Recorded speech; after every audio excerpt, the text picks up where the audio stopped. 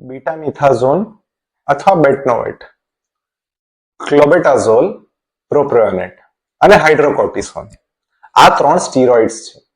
અને સ્ટીરોઇડ્સ ચામડીની બધી બીમારીનું સારવાર બિલકુલ નથી.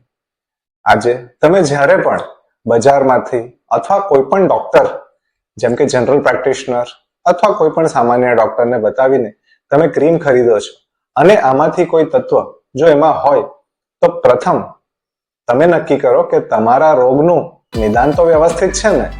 કારણ કે ધ્યાન રાખજો, આ સ્ટીરોઇડ્સ એવા છે કે જે કોઈ પણ સ્કિન સ્પેશિયલિસ્ટ કોઈ પણ દિવસ દરાજના દર્દીને લગાવવા માટે નહીં આપે.